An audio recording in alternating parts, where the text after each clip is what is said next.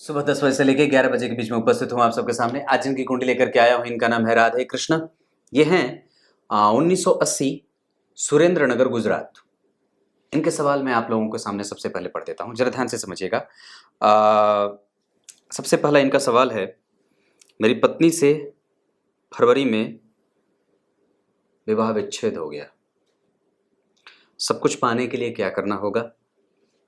लोक सेवा धर्म अध्यात्म अच्छे कर्म पूंजी जमा कर पाऊंगा कि नहीं? मुझे किसी के नीचे काम करना पसंद नहीं है, फिर भी करना पड़ता है, इसका कोई उपाय बताएं, मैं खुद का कोई काम कर सकूं। मुझे कौन सा काम करना चाहिए, मेरी पूरी लाइफ में कब कौन सी दशाएं कैसी हैं, क्या उपाय करने से लाभ मिलेगा, आयु कितनी है? बस इसमें से सबसे कुछ सवालों के उत्तर तो आपने अपने सवाल में ही दे रखे हैं। आप किसी के साथ मैच नहीं हो पाते, इस वजह से जो है वो विवाह टूट जाता है। कई बार कि विवाह का मतलब ही संबंध का विच्छेद नहीं होता, विवाह का मतलब ही होता है संबंध का बनना। ये हमारे सत्य सनातन धर्म में कहीं भी ऐसी बात लिखी नहीं है, क्योंकि विवाह जहां है वहां पे टूटने जैसे शब्द का कोई डिक्शनरी ही में है ही नहीं। तो आपने विवाह किया तो तलाक कैसे हो सकता है? ये किसी दूसरे धर्म में होता है भगवान, हमारे में नहीं।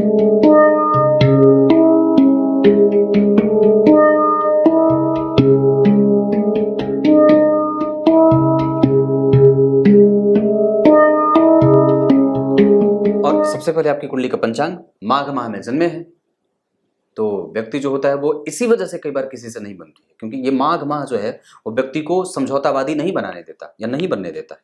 वो किसी से भी ऐसे स्थिति में डट करके मुकाबला करने पे जो है वो उतारू हो जाता है। उत्तरायण में जन्मे हैं तो आत्मबल जो है वो टॉप क्लास पे होता है। और यहाँ पे उत्तरायण में जन्मे होने से एक और भी अच्छी बात जो मैं देखता हूँ कि व्यक्ति कहीं ना कहीं अपने आप को तेजों में, ज्ञान में और ऊर्जा में बना करके रखता है, और ये अच्छी बात है, मैं इसे कमजोर नहीं कहूँ। शिशिर ऋतु में जन्मे हैं तो कई बार कुंठा से ग्रसित होता है, उसके काम रुकते हैं। इस वजह से कई बार वो अपनी गलती का जो है वो बोझ या अपनी गलती की जो है वो बोलते हैं ना उसको जिम्मेदारी किसी दूसरे को समझ बैठता है कई बार। शुक्ल पक्ष के अष्टमी तिथि के चंद्रमा तो आपके खराब हैं भगवान। शुक्ल पक्ष के अष्टमी तिथि के चंद्रमा अच्छे नहीं होते, पापक होते हैं। इस वजह से व्यक्ति किसी के प्रति धारणाएं बहुत जल्दी विकसित कर लेता है और किसी के बारे में कई बार चीजें स्वतः ही बोल बैठता है। यानी कि आपको सबसे पहले अपने भावनाओं पे नियंत्रण रखने की आवश्यकता है, उस पर काम करने की आवश्यकता है। और हम अगर किसी के अंडर में काम नहीं कर सकते तो कई बार ये हमारी कमजोरी भी बन जाएगी, क्योंकि आप किसी के अंडर में काम नहीं कर सकते, इसका मतलब है कि आप अपने अंडर में लोगों को रख भी नहीं सकते, क्योंकि आप जैसा रखेंगे विचार वैसा ही तो सामने वाले पे थोपना भी चाहेंगे। तो कोई आवश्यक नहीं है। हालांकि एक बात जो मैं इस कुंडली में देख रहा हूँ, तुला लग्न के हैं आप, जहां पे व्यक्ति 2 रुपए भी खर्च ना करना चाहे पर समाज से लेना ज्यादा चाहे। आप जरा विचार करके देखिए कि बंगाल की बात है, अभी कुछ दिन पहले मैं एक जो है वो पुस्तक पढ़ रहा था, उसमें बात लिखी थी कि बंगाल के जो लोग होते हैं, ये मैं बंगाल की बात कर रहा हूँ, पश्चिम बंगाल की बात कर रहा हूँ।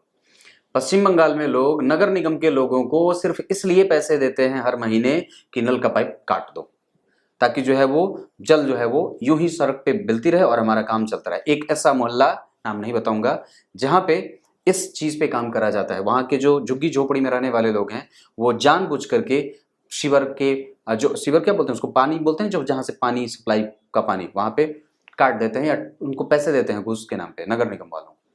हाँ, ये बंगाल की तो स्थिति बड़ी खराब है।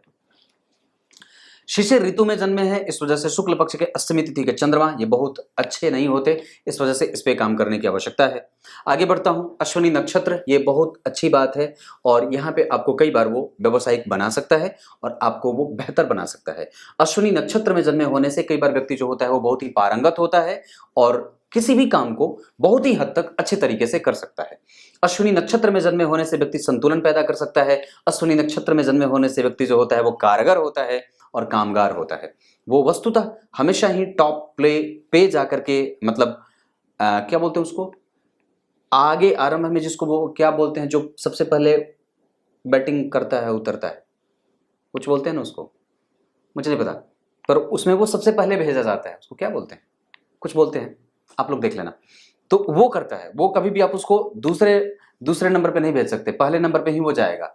उसके लिए कोई शब्द आता है, मुझे याद नहीं है, मैं नहीं जानता। तो वो जो है वो पहले नंबर पे ही जाना चाहेगा और बॉलिंग ना करके बैटिंग ही सबसे पहले करना चाहता है, ये बात है। तो शुभ योग में जन्मे हैं तो सौभाग्यशालिता का बल, भवकरण क्षत्रिय वर्ण और देवगण के होने के कारण व्यक्ति में क्षत्रिय गुण यानी कि राजसिक और सात्विक ये दोनों ही गुण विराजमान है, तामसिक थोड़े कम है। मतलब एक बात और भी कहूंगा कि आपकी कुंडली जो है वो व्यवसायिक है, क्योंकि आप सबसे पहले तो तुला लग्न के हैं और यहाँ के अधिपति जो शुक्र हैं वो गौर करिए, देखो कहाँ बैठे हैं, शुक्र पंचम भाव में बैठे। अब पंचम भाव में सूर्य के ठीक आगे शुक्र का बैठना बेसी योग का निर्माण करेगा जो व्यक्ति को बुद्धिमान बनाएगा। लग्न के ऊपर मंगल, गुरु और राहु या लग्नेश के ऊपर अगर मंगल और गुरु का प्रभाव पड़े तो व्यक्ति को वैसे भी अनुभवी और समाज में आगाड़ी चलने वाला होता है। वो कभी भी पीछे नहीं बैठे, वो बैक वेंचर नहीं होता, वो आगे रह करके जो है वो शिक्षक की भूमिका में आ जाता है। गुरु मंगल शिक्षक ये गुण पैदा करते हैं।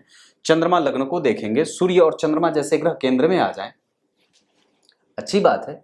और चंद्रमा जब जन्म कुंडली में गुरु के द्वारा देखे जाते हों, दशम भाव के अधिपति और जन्म कुंडली में तृतीय भाव के अधिपति और दशम भाव के अधिपति का संबंध बना। गुरु ने चंद्रमा को देखा, गुरु ने अपने भाव को देखा, बहुत अच्छी बात। कम्युनिकेशन, पराक्रम, प्रभाव, क्षेत्र, विशिष्टता और वैशिष्य देता है। किसी सिद्धांत में, किसी काम में व्यक्ति की कुंडली में व्यापार बहुत अच्छे से बनेगा, आराम से कर सकते हैं, क्योंकि सूर्य की दृष्टि यहाँ भी जारी है, बुध की दृष्टि यहाँ भी जारी है। और आपकी कुंडली में चतुर्थ भाव किसी भी तरीके से अगर देखें तो सूर्य लाभ के अधिपति और बुध योग कारक ग्रह होते हैं तुला लग्न की कुंडली के लिए। शनि, बुध और शुक्र इस कुंडली के लिए अच्छे होते हैं। मंगल, सूर्य, चंद्रमा इस कुंडली के लिए और गुरु थोड़े सामान्य होते हैं या कमजोर होते हैं, पर बुध इस कुंडली के लिए योग कारक और शनि राज योगों के निर्माण करता होते हैं। तो शनि जाकर के जन्म कुंडली में 12 में बैठ गए, पर वो वहां पे भी अच्छे परिणाम देंगे, खराब नहीं होंगे। इस वजह से आपका 12वां भाव संतुलित होगा। तो आप सेवा सुश्रूषा के क्षेत्र में आगे बढ़िए, सामाजिक क्षेत्रों में आगे बढ़िए, पर्यावरण के लिए काम करिए, जल संरक्षण के लिए काम करिए, गौ सेवा में आगे बढ़ सकते हैं, राजनीति में आगे जा सकते हैं, पढ़ाने के क्षेत्र में काम कर सकते हैं। विद्वता आपके अंदर भरी पड़ी है, आप उसका इस्तेमाल करिए, इंटरनेट से जुड़ करके काम करिए। टेक्निकली आप जो है वो सॉफ्टवेयर के क्षेत्र में काम कर सकते हैं। उसके अतिरिक्त आप जो है वो बैंकिंग सेक्टर से जुड़ करके काम कर सकते हैं, प्रोफेसर बन सकते हैं। पढ़ाने का गुण आपकी कुंडली में बहुत अच्छा विद्यमान हो रहा है, आप खुद की कोचिंग खोल सकते हैं, पूजा पाठ की सामग्री की दुकान खोल सकते हैं। इसके अतिरिक्त आप जो है वो खाद्यान्न से संबंधित क्षेत्रों में काम कर सकते हैं, जो खनिज उत्पादन होते हैं उसमें उत्पादक क्षेत्र होते हैं, उस क्षेत्र में आपको नौकरी मिल सकती है। ट्रांसपोर्ट का काम कर सकते हैं, इंटरनेट और वर्ल्ड वाइड बेस पे जो चीज़ें काम करती हैं उस पर काम कर सकते हैं। पूजा पाठ और धार्मिक चीज़ों से संबंधित जो चीज़ें होती हैं उस पर, धार्मिक जो क्षेत्र है उससे संबंधित जो जैसे कपड़े जो पूजा पाठ में इस्तेमाल होते हैं, पूजा पाठ की सामग्री और धार्मिक स्थलों पे कोई नौकरी जा करके आप कर सकते हैं। किसी मंदिर में भी जा करके आपको बहुत अच्छी स्थिति में जो है वो ये सब चीज़ें हो जाती हैं, ये काम आपकी कुंडली में बनता है। लग्न के अधिपति का पंचम में जाना, कृतज्ञता और कृतज्ञता का भाव, गुरु की दृष्टि लग्नेश के ऊपर, ज्ञानी और ज्ञान संपन्न, गंभीरता और गंभीर बुद्धि।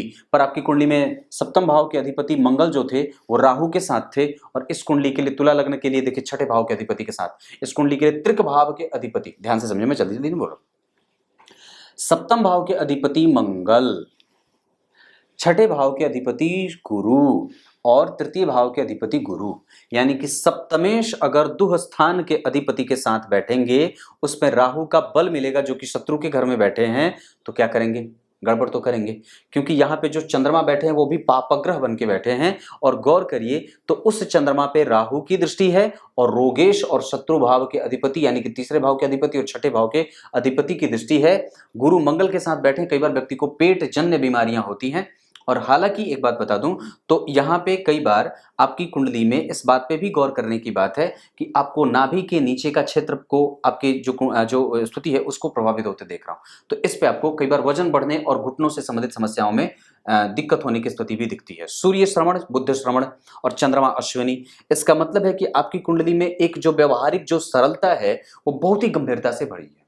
यहाँ पे व्यक्ति सबको साथ लेकर के जिस तरीके से चलना चाहता है, समाज को लेकर के जिस तरीके से उसके दिमाग में जो थॉट के क्रिएशन होते हैं और सामाजिक उन्नति और सामाजिक लाभ जिस तरीके से सबको देना चाहता है, ये आपकी कुंडली की सबसे सार्वभौमिक सिद्धांत में जो आपकी कुंडली में देख रहा हूं। क्योंकि लग्नेश जो है वो पंचम भाव में बैठे हैं और पंचमेश देखिए उच्चाभिलाषी होकर के 12वें भाव में शनि व्यक्ति को सामाजिक लेवल पे ले जाकर के स्थापित कर देते हैं। गंभीर वाणी देंगे, थोड़ी बहुत उग्रता रहेगी क्योंकि मंगल भी देख रहे हैं, तो धन की समस्या इस कुंडली में नहीं है। और इकट्ठा करने का भाव तो आपकी कुंडली में सबसे ज्यादा अच्छा है। आपने पूछा है सवाल, क्या मैं धन संपत्ति वगैरह इकट्ठा कर सकता हूं? आराम से करिए। जन्म कुंडली के चतुर्थ भाव का अगर बल बलवान हो जाए तो कहना ही क्या है। लेकिन वो कमजोरी कैसे हो सकती है? क्योंकि यहाँ के अधिपति होकर के 12 में बैठ गए। वस्तुतः शनि जैसे ग्रह के लिए वो खराब नहीं है, पर वो चतुर्थेश के लिए जरूर खराब होगा। पंचमेश और चतुर्थेश के लिए बाहर जाने से कई बार व्यक्ति को क्रेडिट नहीं मिलता, या कई बार आप उसमें अपने आप को कमजोर या नीचे महसूस करने लगते हैं। मंगल जो है वो जन्म कुंडली में और गुरु ये दोनों वक्री हो गए, और जिस डिग्री पे जाकर के ये दोनों ग्रह वक्री हो रहे हैं वो फ्लक्चुएशन में हो रहे हैं, मतलब ये इधर जा रहे हैं और ये इधर आ रहे हैं। आप जब देखेंगे तो गुरु जो है वो दशम भाव की तरफ आ रहे हैं और मंगल वहीं जा रहे हैं, वहीं टोटल वहीं पे बैठे हैं। इसका मतलब ये होता है कि आपकी कुंडली में जो सप्तम भाव के अधिपति और इस कुंडली के मारक ग्रह जो मंगल बनेंगे वो आपकी कुंडली के लाभ को मार रहे हैं।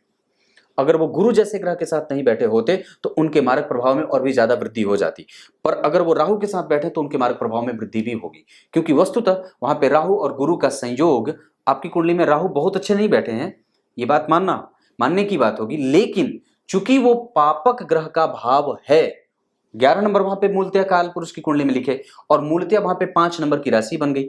इसका मतलब है कि एकादशवें भाव में अगर 5 नंबर लिखेगा तो इसका मतलब है कि व्यक्ति जो है वो कभी भी आत्म केंद्रित होकर के नहीं सोचेगा। ये लग्नेश भले तुला राशि के व्यक्ति को स्वार्थी बना देंगे, पर एकादशवें भाव में जो राशि बनेगी वो व्यक्ति को समाज कल्याण के लिए सोचने वाला बना देगा।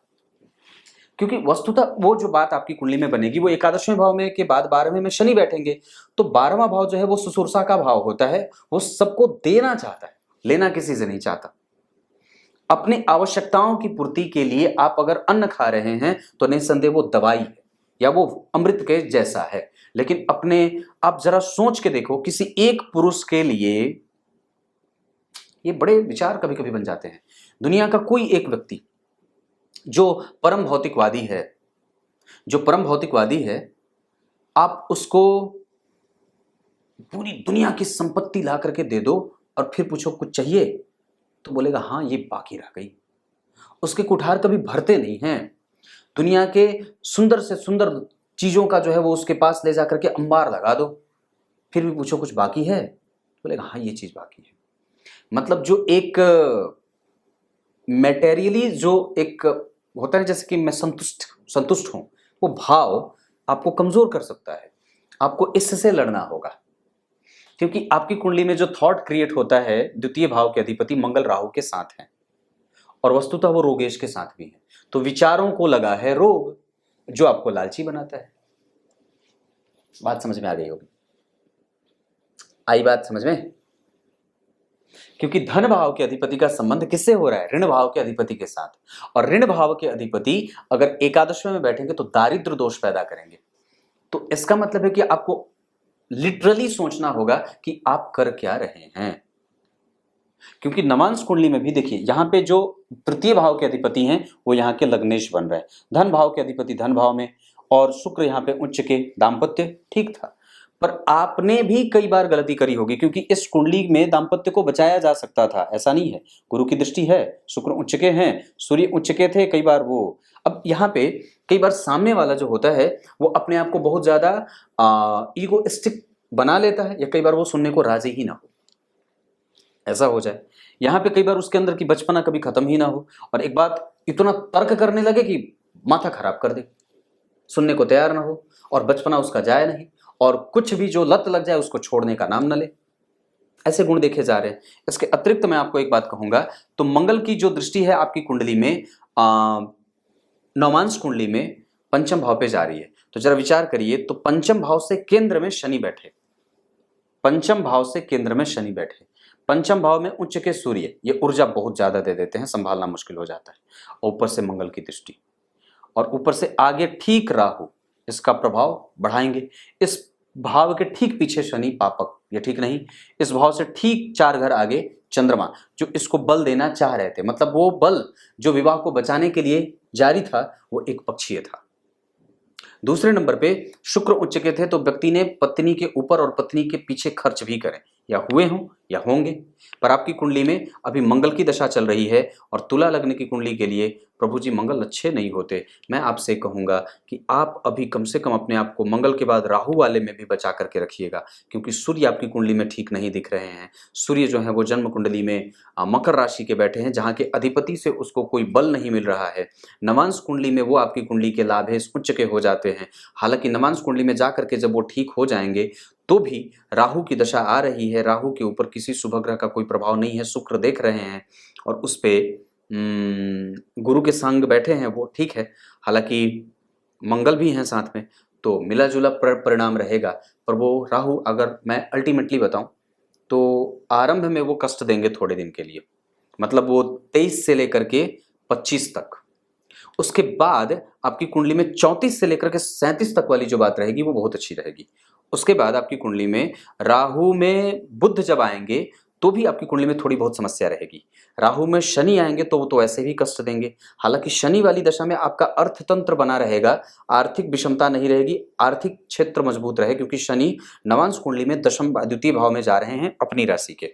और ये जो राहु है वो आपकी कुंडली में जिस नक्षत्र में बैठे हैं, मघा नक्षत्र में, वस्तुतः तो ये सिंह राशि के हैं तो अशुभ ही होंगे। अशुभ भाव में क्रूर ग्रह का क्रूर राशि में बैठना, पापक ग्रह का क्रूर राशि में बैठना, पापक ग्रह का पापक राशि में बैठना और वहां पे मंगल जैसे ग्रह के साथ बैठ जाने से, और वस्तुतः जरा गौर करिए तो जिस राशि में बैठे हैं उस राशि के अधिपति सूर्य अच्छे नहीं होते। यहाँ पे आपको सूर्य को मनाना होगा और वस्तुतः आपको अपने आत्मबल पे काम करना होगा, क्योंकि वो राहु उसी से प्रभावित होंगे। अगर हम उस भाव के अधिपति को मना लेते हैं, देवगुरु बृहस्पति या नारायण की पूजा कर देते हैं, राहु की दशा पे इंतजार कर लीजिएगा, 2023 के फरवरी से ही शुरू होंगे, लाजवर तुरंत ही धारण कर लेना चाहिए उस दशा काल में। गणेश जी की पूजा, गणपति अथर्वशीर्ष का पाठ, ये जरूरी है। और कुछ मुझसे बात कर भी लीजिएगा तो मैं कुछ और भी उपाय बता दूंगा। 2-3 चीजें और बताता हूँ। सूर्य ठीक है, चंद्रमा भी आपकी कुंडली में खराब नहीं है, डिग्री से दोनों की बात कर रहा हूं। मंगल आपकी कुंडली में ठीक है, ये भी खराब नहीं है। पर सूर्य, चंद्रमा और मंगल ये तीनों अच्छे तो होते नहीं है। सूर्य पापी भाव के अधिपति हो गए। शुक्र इस कुंडली के लिए अस्तमेश होने के बावजूद भी खराब नहीं होंगे। गुरु इस कुंडली में अनिष्ट कारक होते हैं, मतलब अच्छे नहीं होते, और मंगल इस कुंडली के मारक होते हैं। तो गुरु, मंगल और सूर्य तीनों एक कैटेगरी के ग्रह होते हैं, वो तीनों अलग हो गए। बचे चंद्रमा, तो वो आपकी कुंडली में आपको व्यवसायिक सोच का, या फिर आपको व्यवसाय, खुद का व्यवसाय, खुद की नौकरी, खुद का काम, तो वो कैसे, तो राहु यहाँ पे अच्छे बैठ रहे हैं, मतलब राहु की दशा में आपका काम चल सकता है। और वस्तुतः सूर्य यहाँ बैठे हैं जो कि बहुत अच्छे होंगे। शनि यहाँ पे ठीक, शनि यहाँ पे ठीक, शनि यहाँ पे भी ठीक है। लगातार आप बने रहेंगे और आपका काम चलता रहेगा। पर एक बात बता दूं, आप थोड़े से अपने ऊपर और भी थोड़ी सी काम करने की आवश्यकता है, क्योंकि मैं समझता हूं कि आपके द्वितीय भाव पे मंगल की दृष्टि जा रही है। अष्टम भाव के अधिपति जो है वो मंगल से प्रभावित हैं, तो आप बड़ी जल्दी निर्णय ले लेते होंगे। तो ये इस पर आप काम करिए थोड़ा, और अपने आप को शांत करिए। और अभी तो मंगल की दशा भी चल रही है, तो ये तो और भी ज़्यादा खिन्न बना देते हैं, खिन्नता बहुत ज़्यादा भर देते हैं आपकी कुंडली में। वो वैसे अशुभ भी होते हैं, तो ये परिणाम तो आपको बहुत ज़्यादा झेल करके निकलना पड़ा है। और आप दरअसल कई वर्षों से परेशान हैं। मंगल की दशा ने आपको बड़ी परेशान भी किया होगा। चंद्रमा की दशा आपकी कुंडली के लिए कर्म क्षेत्र के लिए ठीक रही होगी, उसमें आपने कुछ किया भी हो, पर मंगल की दशा आपकी कुंडली के लिए अच्छी नहीं रही है। राहु की दशा भी अशुभ परिणाम ना दे, इस वजह से गणेश जी की शरणागति अभी से धारण कर दीजिएगा। सूर्य अशुभ, चंद्रमा आधा परिणाम, मंगल अशुभ है, गुरु बुध शुभदायी है, बुध खराब नहीं है। गुरु अशुभदायी होंगे। यहाँ पे आपको अपने अंदर कुछ न कुछ हमेशा ही दान की वृत्ति रखनी चाहिए। गाय की सेवा, गाय का पालन पोषण अगर हो सके तो कर लीजिए। गो ब्राह्मणों की सेवा, गंगा जल का इस्तेमाल भोजन में आप ये अगर कर सकते हैं तो कर लीजिए। उसके अतिरिक्त आपकी कुंडली में शुक्र सामान्यतया अच्छे होते हैं। तुला राशि बनी है, मूल त्रिकोण राशि है, जन्म कुंडली में पंचम में बैठे हैं, ये कमजोर नहीं है। गुरु का प्रभाव कम से कम पड़ा है और आपकी कुंडली के सप्तमेश लग्नेश को देख रहे हैं। इस कारण से व्यक्ति व्यवसाय कर सकता है, कोई मना नहीं है, और बिल्कुल कर सकते हैं। मैंने जो जो चीजें कही हैं आप उस पर काम करिए। बैंकिंग, फिनांस, पढ़ने पढ़ाने का काम, और उसके अतिरिक्त आप जो है वो खादान वगैरह से चीजें, पूजा पाठ की सामग्री, खान पान की चीजें, ये भी आपकी कुंडली में बनता है। मैं 2-3 चीजें और बताऊंगा। षडबल में शुक्र सबसे ज्यादा बलवान होंगे, चंद्रमा बहुत अच्छे हैं। दाम्पत्य के लिए अभी आपकी कुंडली में जो योग बन रहे हैं उसके आधार पर शनि राहु केतु के बारे में मैंने चर्चा करी। शनि आपकी कुंडली में अच्छे होंगे, वक्री हैं, वो कमजोर भी होंगे तो थोड़े बहुत अनिष्टकारी भी होंगे। द्वितीय भाव पे उनकी दृष्टि पड़ेगी, तो ये सामान्यतः अच्छी नहीं है। शनि की 7वीं दृष्टि यहाँ के लिए अच्छी नहीं है, शनि की 10वीं दृष्टि यहाँ के लिए सामान्यतः ठीक होगी। और गुरु की दृष्टि यहाँ के लिए ठीक है, पराक्रमी और व्यक्ति को कम्युनिकेटिव बना देती है। शिक्षकीय गुणों से कन्विंसिंग कैपेसिटी बहुत अच्छी हो जाती है। गुरु की दृष्टि यहाँ के लिए अनुभवी और संग्रहकर्ता और व्यक्ति को पुत्र आदि का लाभ। कई बार ऐसा होता है कि आपके पुत्र तो हैं पर उनसे भी मिलने के लिए इजाजत लेनी पड़ती है, या कई बार उनसे जो है वो समझौता करना पड़ता है, या उनको तकलीफें होती हैं। अगर पुत्र का सुख मिला है तो वो सिर्फ इसलिए क्योंकि लग्नेश पंचम में बैठे थे और गुरु से दृष्ट थे, अन्यथा तो ये सुख भी आपके हाथ से वंचित हो जाता या आपके जीवन से। पर वस्तुतः सूर्य और बुध बुद्धिमान जो है वो यहाँ पे कोई दिक्कत नहीं है। आपकी कुंडली में अगर मैं इसी क्षेत्र को और भी आगे बढ़ करके देखता हूँ तो अल्टीमेटली आपकी कुंडली में गुरु मंगल और बुध हैं। आप अपना कर्म करिए, और निसंदेह मैं समझता हूँ कि आपकी कुंडली में व्यवसाय कर देना चाहिए, इसमें कोई मना ही नहीं है, क्योंकि आप अगर टिकेंगे कहाँ। आप तुला लग्न के हैं, जब तक आप खुद का काम करेंगे नहीं तब तक आपको चैन मिलेगा नहीं। तो ये सारी चीज़ें, अगर इसमें कोई कन्फ्यूजन होगी तो मुझे ज़रूर ही पूछ लीजिएगा। पर एक बात है कि आपको क्रेडिट थोड़ा कम मिलता है, और वस्तुतः आपको कई बार जो है वो प्रताड़ित भी होना पड़ा है, ये बात भी मैं बोल देता हूँ। और कई बार आपके बड़े बुजुर्गों का जो भाव है वह आपको उतना ज़्यादा लाभ नहीं दे पाया है। या फिर एक बात और भी कह दूं कि आप जो है वो कई बार वो उस चीज़ के लिए भी रिस्पॉन्सिबल बनाए गए हैं या माने गए हैं जो आपने कभी करी नहीं थी। ऐसे भी क्षेत्र आपकी कुंडली में दिख रहे हैं। शुक्र के पास बल है, आप अपनी गद्दी संभाल सकते हैं। सूर्य के पास बल है आपकी कुंडली में, मैं ये चार्ट इधर नहीं देख रहा, कुछ इधर देख रहा हूँ, उसको देख करके बोल रहा हूँ। तो सूर्य के पास, शुक्र के पास, गुरु के पास, शनि के पास, मंगल के पास बल है, आपको आगे बढ़ना होगा। और निस्संदेह आपका आत्मबल सबसे अच्छा बन रहा है, तो आपको उसको मेंटेन करना चाहिए। अपने अंदर गंभीरता और अपने अंदर जो अनुभवों का संग्रह है उसके बल पे आप आगे बढ़ेंगे तो आपका काम हो जाएगा। गाय, गंगा और ब्राह्मण, इसकी सेवा जो बहुत आवश्यक है। वैसे एक बात बता दूं तो आपकी कुंडली में संतान का सुख है और वो कहीं ना कहीं से आपको मिल जाए। सूर्य और बुध तीव्र बुद्धि की संतति पैदा करवाते हैं। और निस्संदेह मैं एक बात कह दूं तो आपकी कुंडली जो और भी बन रही है इसके आधार पर आप थोड़े से कंफ्यूजन में भी रहते हैं, और दरअसल आपको हर बार निर्णय लेने में दिक्कत होती है। अब दूसरे नंबर पे आप बात करें तो आपकी कुंडली के लग्न के ऊपर गुरु का प्रभाव है, मंगल का प्रभाव है, जो दोनों ही अच्छे नहीं होते, ऊपर से राहु भी देख रहे हैं।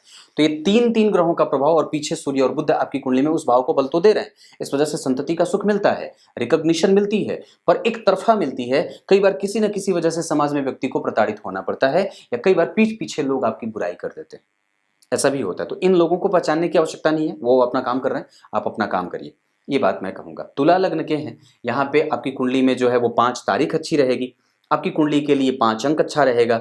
आपकी कुंडली के लिए मीन राशि अच्छी नहीं होगी, कुंभ राशि अच्छी होगी, मकर राशि अच्छी होगी, मिथुन राशि अच्छी होगी। आपकी कुंडली में अगर धन कमाना चाहते हैं तो पूर्व दिशा की तरफ आगे बढ़िए। अगर और भी ज्यादा बढ़िया कुछ करना चाहते हैं तो आपकी कुंडली के लिए पूर्व दिशा भी बन रही है। दोबारा 2 तरीके से, 3 तरीके से चेक किया जाता है, 2 तरीके से पूर्व बन गई तो पूर्व दिशा आगे बढ़ जाइए। उसके अतिरिक्त आपकी कुंडली में मैं लग्न को 6 डिग्री का देख रहा हूं और स्वाति नक्षत्र के बैठे हैं, इसका मतलब है कि आप प्राय कंफ्यूजन में भी रहे हैं, और एक वक्त पे आने के बाद आपके सामने इतने सारे ऑप्शन दिखे हैं कि आपको सूझती ही नहीं है बात, उठाऊं किसको और किसको छोड़ूं। ये भाव कई बार आपको गड़बड़ कर देता है। कई बार ही ऐसी स्थिति कि जहां व्यक्ति इतने सारे अनुभवों का मालिक हो जाता है, इतने सारे क्षेत्र उसको दिखने लगते हैं कि पूछो ही मत।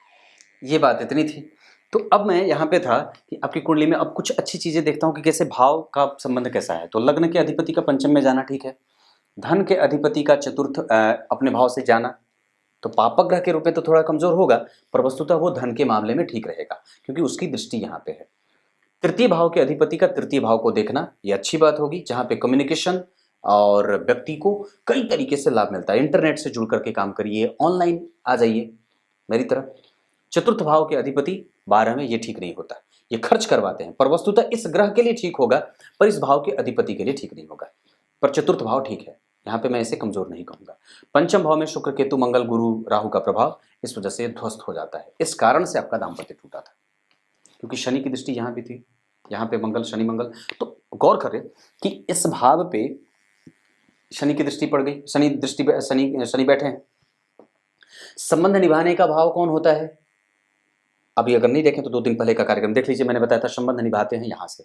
वो कौन सा कार्यक्रम था? सूर्य वाले कार्यक्रम में। तो शनि की दृष्टि यहाँ पे पड़ गई तो खराब, मंगल की दृष्टि यहाँ से पड़ गई तो खराब। भले अधिपति हैं पर अपना नेचर तो प्ले करेंगे। राहु की दृष्टि यहाँ से है नहीं, पर राहु यहाँ से जरूर अपना प्रभाव डालेंगे, पाद दृष्टि का प्रभाव रहेगा।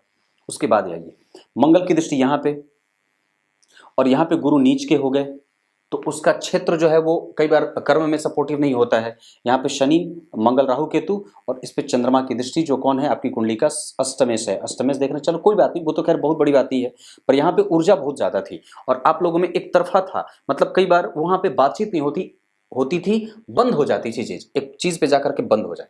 ये कारण है, कई सारे कारण हो सकते हैं, पर कुछ जो मुझे दिख रहा है वो मैं बता रहा हूँ। तो यहाँ पे ये भाव प्रभावित, इतने सारे 2 ग्रह यहाँ से और 3 ग्रह यहाँ से, 5 भाव जब एक 5 ग्रह जब एक ही भाव पे देखेंगे तो छटपटा नहीं देंगे। तो क्या ऐसे ही दाम्पत्य टूटा? ऐसे ही कारण था, क्योंकि द्वितीय भाव पे भी अच्छे भाव का संबंध नहीं बन रहा था। छठे भाव के अधिपति का एकादश में जाना, ये दारिद्र दोष है, ये ठीक नहीं है, गुरु की दशा में देने से बचिएगा। सप्तम भाव के अधिपति का अपने भाव से पंचमस्त जाना, ये ठीक होगा और बहुत बढ़िया होगा, गुरु के साथ बैठे हैं तो आर्थिक विपन्नता कभी भी नहीं आएगी। अष्टम भाव के अधिपति का पंचम में आना, ये पुत्र के सुख में वंचित करता है या पुत्र के सुख से दूरी पैदा करता है।